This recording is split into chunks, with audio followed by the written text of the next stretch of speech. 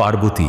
পৃথিবীতে বিবাহিত নারীরা সিঁদুরকে তাদের সৌভাগ্য ও দাম্পত্য জীবনের প্রতীক হিসেবে মানেন। কিন্তু সিঁদুর পরার সময় কি তাদের কিছু বিশেষ নিয়ম মেনে চলা উচিত? আর যদি ভুলবশত কোনো ভুল হয়ে যায় তার কি প্রভাব পড়ে? প্রভু, আপনি সত্যই বলেছেন, সিঁদুর শুধু সাজসজ্জা নয়, এটি একজন নারীর সৌভাগ্য এবং তার স্বামীর দীর্ঘায়ুর প্রতীক। প্রথমত, ভেজা চুলে কখনোই সিঁদুর পরা উচিত নয়।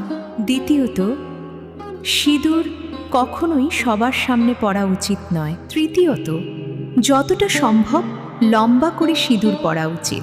চতুর্থত, কখনোই অন্য কোনো নারীর কাছ থেকে সিঁদুর নিয়ে পড়া উচিত নয়। পার্বতী, এই জ্ঞান অত্যন্ত গুরুত্বপূর্ণ। যদি এই বার্তাটি আপনার উপকারে আসে, ভিডিওতে লাইক এবং সাবস্ক্রাইব করুন, কমেন্ট লিখুন। হর